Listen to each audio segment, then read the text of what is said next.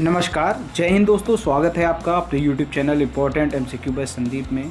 और DElEd second semester गणित के तैयारी के अंतर्गत आज हम आपके लिए टॉपिक लेकर आए हैं मासा व लासा। हम कह सकते हैं एचसीएफ और एलसीएम। इसको इस वीडियो में हम पूरी तरह से समझाएंगे और इसमें जो भी बेसिक कॉन्सेप्ट समझाएंगे उसके बाहर आपका कोई भी प्रश्न आने वाला नहीं। अगर ये सभी बेसिक कॉन्सेप्ट आपने समझ लिए तो ये मान के चलिए कि आपका एचसीएफ और एलसीएम से संबंधित जो भी क्वेश्चन आएगा वो आप हर हाल में कर लोगे। तो शुरू करते हैं वीडियो को शुरू करने से पहले एक निवेदन है, अगर आपने अभी तक चैनल को सब्सक्राइब नहीं किया है तो चैनल को सब्सक्राइब कर लो। घंटी का निशान नहीं दबाया, घंटे का निशान दबा लो और वीडियो को लाइक और शेयर तो कर ही देना। यहाँ पर देखो, शुरुआत करते हैं पहले पॉइंट से। इस चैप्टर का जो पहला पॉइंट है वो है अपवर्तक। आखिर अपवर्तक क्या होता है? मान लो कोई संख्या है, ठीक है।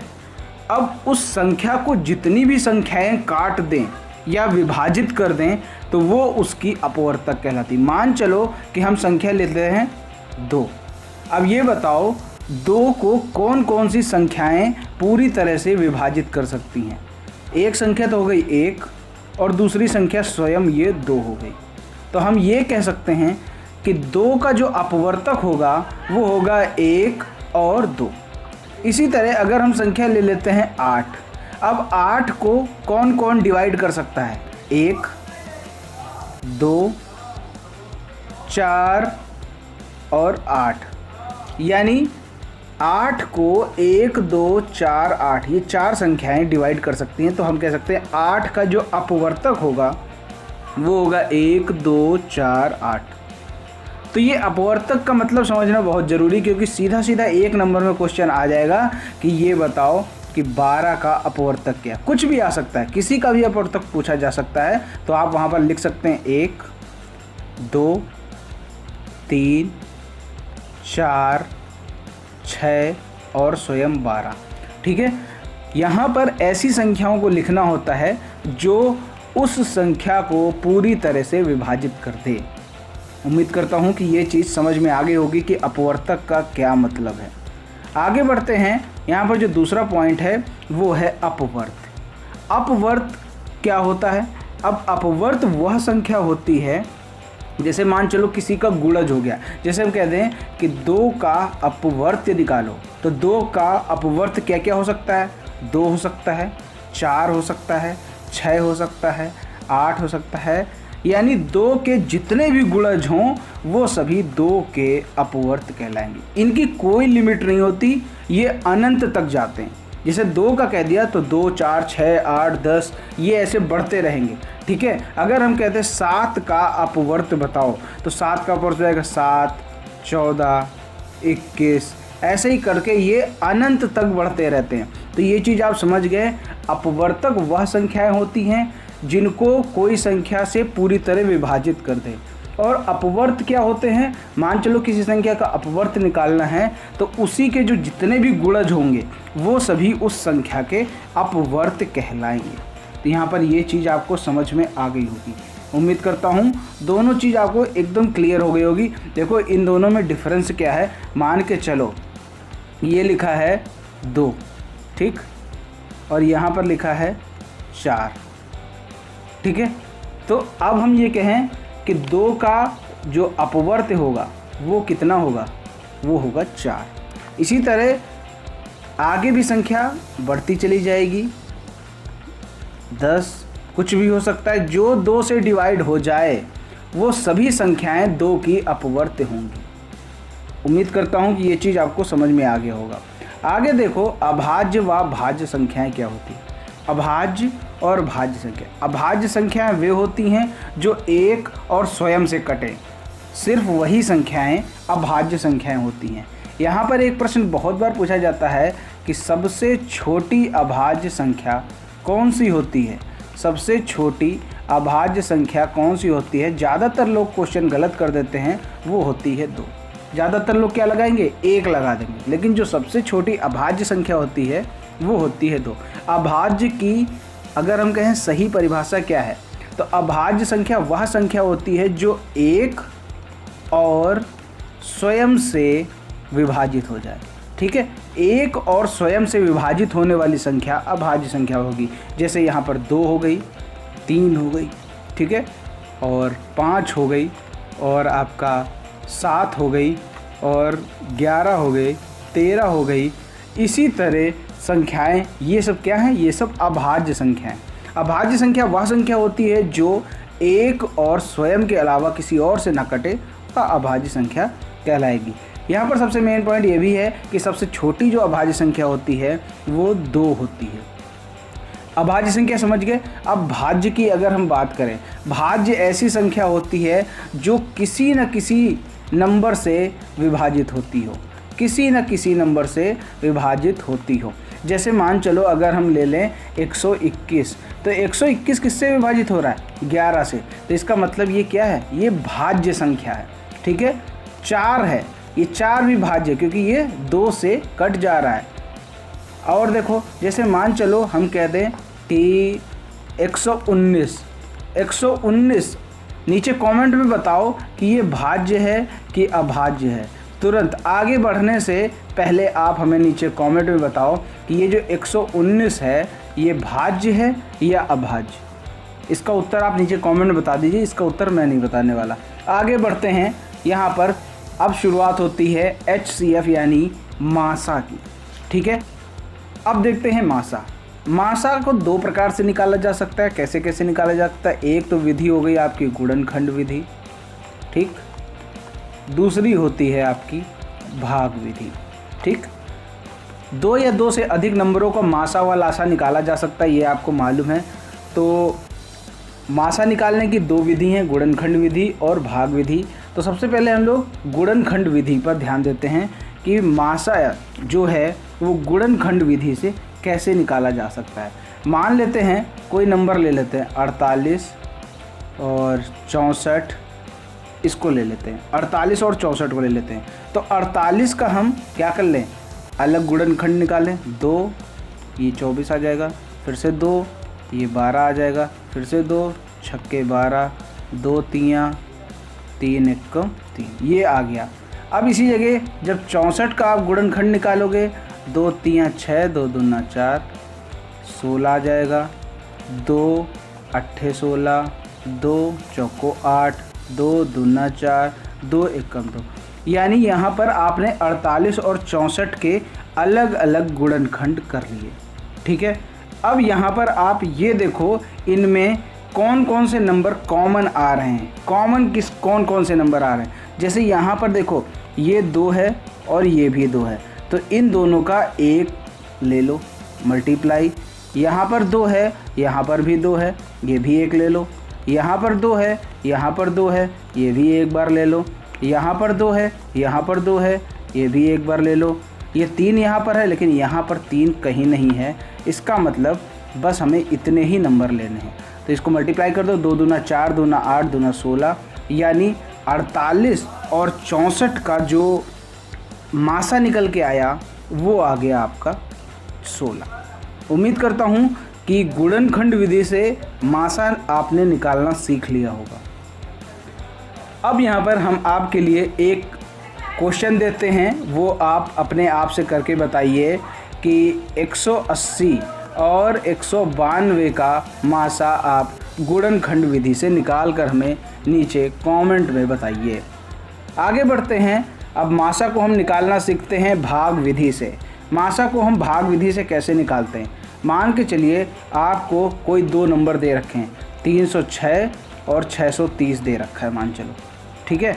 अब भाग विधि से हम कैसे निकालेंगे? जो छोटा नंबर है 306 उससे भाग देंगे किसमें? 630 में, जो दूसरा नंबर है, ठीक है। 306 से हमने भाग दिया 630 में। अब इसको डिवाइड करके देख लो, 306 2 बार चला जाएगा, ये आ जाएगा आपका 612। कितना बचेगा? ये बचेगा 18, ठीक है। 18 बच रहा। अब 18 से 306 में भाग देंगे, 306 को यहाँ लिख दो। अब 18 में 306 से भाग देंगे तो ये 17 बार पूरा चला जाएगा और ये 306 पूरा कट जाएगा, ठीक है। तो यहाँ पर जो अंतिम भाजक बच रहा है, जो अंतिम भाजक होता है वही आपका मासा होता है भाग विधि से। उम्मीद करता हूँ ये चीज़ समझ में आ गई होगी। सबसे पहले क्या करो, छोटा नंबर ले लो और फिर उससे बड़े वाले को भाग दे दो। अब भाग देने के बाद जो भी शेष बचेगा उसी शेष फल से यहाँ जो भाजक था, इसी भाजक को उठाकर हम यहाँ रख देते हैं। यहाँ पर ये बन जाता है क्या, ये बन जाता है भाज्य। अब 18 से 306 में जब हम भाग दे रहे हैं तो आप पूरा सिस्टमेटिक वे में कीजिएगा। यहाँ पर हमने सीधा सीधा 17 रख के यहाँ पर इसको काट दिया, यानी ये पूरा पूरा कट गया। जब पूरा पूरा कट जाएगा तो वो जो अंतिम भाजक होगा वही आपका मासा होगा। तो ये चीज़ आप क्लियर से समझ लो। उम्मीद करता हूँ ये चीज़ आपको समझ में आई होगी। अब यहाँ पर हम आपके लिए एक क्वेश्चन दे रहे हैं, उस क्वेश्चन को आप नीचे कमेंट में चाहे वीडियो रोक लो तब इसका आंसर दे दो। 144 और 198, इसका आप भाग विधि से मासा निकालिए और नीचे कमेंट में बताइए 144 और 198 का मासा क्या आएगा। नीचे कमेंट, देखो मेरे साथ साथ आप भी प्रैक्टिस करते चलोगे ना तो आपको ज़्यादा अच्छे से समझ में आ जाएगा। आगे बढ़ते हैं, सह अभाज्य संख्याएं क्या होती हैं ये भी आप समझ लो। कभी कभी पूछा जाता है ऐसी दो संख्याएं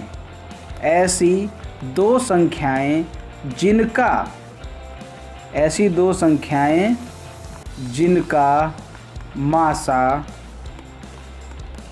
एक हो, ऐसी दो संख्याएं जिनका मासा एक हो वो कहलाती हैं सह अभाज्य संख्याएं। ठीक है, अगर परिभाषा आ जाए सीधा सीधा कि सह अभाज्य संख्या की परिभाषा लिखो, ऐसी दो संख्याएं जिनका मासा एक होता है वह सह अभाज्य संख्याएं कहलाती हैं। तो यहाँ पर आप समझ लो ऐसी कौन कौन सी, बहुत सी ऐसी संख्याएं हो सकती हैं। जैसे मान के चलो 4 और 9, इनका जो मासा निकल के आएगा वो 1 निकल के आएगा। ठीक है, तो हम ये कह सकते हैं कि सह अभाज्य संख्याएं वे संख्याएं होती हैं जिनका मासा 1 होता है, यही इसका मेन पॉइंट है। आगे बढ़ते हैं, यहाँ पर एलसीएम की बात करते हैं यानी लासा की। लासा भी आपको मालूम है दो तरीके से निकाला जा सकता है, गुणनखंड विधि और भाग विधि। यही दो विधियों से मासा भी निकलता है, इन्हीं दो विधियों से लासा भी निकलता है। तो अब हम सबसे पहले क्या करेंगे, गुणनखंड विधि से लासा निकालने का प्रयास करेंगे। तो गुणनखंड मान लो कोई नंबर ले लेते हैं, मान के चलो 16 और 24 ले लेते हैं। 16 और 24 का हम लोग क्या करें, गुणनखंड विधि से निकालें। तो 16 यहाँ लिख देते 16 और 24। ठीक, 2 8 16, 2 चौको 8, 2 दूना 2 एक्का, ये कट गया पूरा। 24 का निकालो, 2 12, 2 6, 2 3 3 1, ये भी कट गया पूरा पूरा। तो यानी यहाँ पर 16 की बात करें तो 2 गुणे 2 गुणे 2 गुणे 2, यानी ये पूरे नंबर यहाँ पर उतार दिए। 24 का देख लो, 2 गुणे 2 गुणे 2 गुणे 3। अब यहाँ पर आप देखो एक चीज़ यहाँ पर ध्यान देने वाली है। सबसे पहले तो आप यहाँ पर ये देख लो कौन कौन से नंबर, सारे नंबर ले लो। देखो इसका जोड़ा बन रहा है, इससे उतार लिया, इसका जोड़ा बन रहा है, इसको उतार लिया, इसका जोड़ा बनना है, इसको उतार लिया, और इसका जोड़ा नहीं बन रहा है और ना इसका जोड़ा बनना है, तो इन दोनों को उतार लो। 2 गुणे 3, यानी 16 और 24 का जो एलसीएम निकल के आएगा, 2 दूना 4, 4 दूना 8, 8 दूना 16, 16 तियाँ 48, यानी 16 और 24 का जो आपका लासा निकल के आया 48। सबसे पहले तो जोड़े बना लो, जोड़े से मिल रहा है तो लिख लिया, ये जोड़ा मिल गया ये लिख लिया, ये जोड़ा मिल गया ये लिख लिया, और इसका दोनों का जोड़ा नहीं बन रहा है तो इन दोनों को उतार लो, 2 और 3। कितना आसान है। उम्मीद करता हूँ कि ये चीज़ आपको समझ में आ गई होगी। अगर नहीं समझ में आती है तो नीचे कमेंट में ज़रूर बताइएगा, इसको हम दोबारा से समझा सकते हैं। आगे देखो एलसीएम भाग विधि से कैसे निकालें। मान के चलो कोई नंबर दे रखा है 50, 70 और 84, मान चलो 3 नंबर दे रखे हैं। ठीक है, अब भाग विधि से कैसे निकालते हैं। भाग विधि वही है जो आप लोग ज़्यादातर यूज करते हैं। भाग विधि से निकालो, सबसे पहले 2 से काटो, 25, 35 और ये 42। अब फिर से 2 से काट लो, ये कटेगा नहीं, इसको ऐसे ही रख दो, जो कटे ना उसको ऐसे ही रख दो, ये हो गया 21। अब 3 से काट लो, 25 कटेगा नहीं, ऐसे ही रख लो, 35 कटेगा नहीं, इसको ऐसे ही रख लो, 3 सत्ते 21। अब 5 से काट लो, 55 25, 5 सत्ते 35, और 7। देखो अगर आपको ये भी ना करना आ रहा हो कि ये कैसे हम काटते जा रहे थे, देखो यहाँ पर बात समझते चलो। अब यहाँ पर 5 रखेंगे, 5 एक कम 5, 7 कटेगा नहीं तो ऐसे ही रख दो, ये भी ऐसे ही रख दो। अब 7 से काट दो, 1 पहले से ही है, 7 एक कम 7, 7 एक कम 7, ठीक है। यानी 50, 70, 84 का इन सभी को आप मल्टीप्लाई कर दो, 2 गुणे 2 गुणे 3 गुणे 5 गुणे 5 गुणे 7। अगर आपने इन सभी को मल्टीप्लाई कर दिया, ठीक है, इन सब का जो मल्टीप्लाई आएगा वही आपका एलसीएम होगा। ये चीज़ समझ में आ गई। इसको आप देखो मल्टीप्लाई कर लो, 5 दूना 10, 5 दूना 10, यानी ये हो गया 10 गुणे 10 हो गया 100, 100 और 7 700, 700 गुणे 3 यानी 2100। 50, 70, 84 इनका जो लासा निकल के आ रहा है वो आपके सामने आ गया 2100। एक बार फिर से चाहे तो आप मल्टीप्लाई करके देख सकते हैं। यहाँ पर आप मल्टीप्लाई करो, 2 गुणे 2 गुणे 3 गुणे 5 गुणे 5 गुणे 7, इसका जो आंसर आएगा वो आएगा आपका 2100। उम्मीद करता हूँ एलसीएम जो है वो भाग विधि से निकालना सीख गए होंगे। वैसे ज़्यादातर जो एलसीएम निकाला जाता है वो लोग भाग विधि से ही निकाल लेते हैं। अब यहाँ पर आपको एक क्वेश्चन हम और देते हैं, उसको भी करके आप नीचे कमेंट बताइए। 100, 98 और 77, इसका भाग विधि से आप क्या निकालो, लासा निकाल के दिखाओ और नीचे कमेंट में उत्तर बता दो। बढ़ते हैं अगले टॉपिक की तरफ। अगला टॉपिक है मासा और लासा में संबंध क्या होता है, ये भी आप समझ लो अच्छे से ताकि कोई दिक्कत ना हो। मासा और लासा में संबंध के लिए एक फार्मूले का इस्तेमाल किया जाता है, मासा गुणे लासा बराबर पहली संख्या इंटू दूसरी संख्या। ये इसका एक तरीके से कह सकते हैं सूत्र है, या कह सकते हैं इनके संबंध का सूत्र है, मासा गुणे लासा बराबर पहली संख्या इंटू दूसरी संख्या। अगर हम इसका एग्जाम्पल करके देखें, मान के चलो कि कोई संख्या का मासा दे रखा है 5 दे रखा है, ठीक, मासा 5 दे रखा है और लासा दे रखा है आपका 60 दे रखा है, ठीक है। अब मासा है 5, लासा है 60 और पहली संख्या मान चलो दे रखी है 12, तो कह दे कि दूसरी संख्या निकालो, ठीक, दूसरी संख्या निकालो। तो क्या करोगे, दूसरी संख्या निकालने के लिए यही फार्मूला रख के इस 12 को इधर भेज दो, 5 गुणे 60 बटे 12, 12 पंचे 60, तो दूसरी संख्या कितनी निकल आई, वो निकल के आ गई 25। 5 गुणे 5 25 हो जाएगा। तो यहाँ पर ये जो आपका है ये इसका सूत्र होता है, ठीक, इसको अच्छे से रट लो। मासा गुणे लासा बराबर पहली संख्या इंटू दूसरी संख्या। कहीं पर इससे थोड़ा डिफरेंट भी हो सकता है, यहाँ पर सूत्र को लिख दे, मासा गुणे लासा बराबर दोनों संख्याओं का गुणनफल। चीज़ वही है, केवल लैंग्वेज का फ़र्क है। मासा गुणे लासा बराबर दोनों संख्याओं का गुणनफल। उम्मीद करता हूँ इसका संबंध भी आपको समझ में आ गया होगा। अच्छा, अब इससे संबंधित एक क्वेश्चन देख लो, उसी संबंध का क्वेश्चन आ गया। दो संख्याओं का मासा 16 है और उनका गुणनफल 6400 है, तो इसका लासा ज्ञात करो। देखो, मासा गुणे लासा बराबर दोनों का गुणनफल, ठीक। अभी मैंने बताया था ना, पहली संख्या इंटू दूसरी संख्या, या फिर कह दो दोनों का गुणनफल। तो मासा दे रखा है 16, लासा निकालना है और गुणनफल 6400 दे रखा है। तो लासा निकालना है तो 16 को उस तरफ भेज दो, यहाँ 16 ये किस में है, मल्टीप्लाई में है, इधर आ जाएगा बराबर के दूसरी तरफ जाएगा तो ये डिवाइड में हो जाएगा। 16 चौको 64, यानी लासा जो निकल के आ गया वो आ गया आपका 400। कितना आसान सा क्वेश्चन है। यहाँ पर जो आपके लिए क्वेश्चन है वो है 117 और 221 का लासा ज्ञात करना है, चाहे वो भाग विधि से हो चाहे गुणनखंड विधि से हो, किसी भी से हो।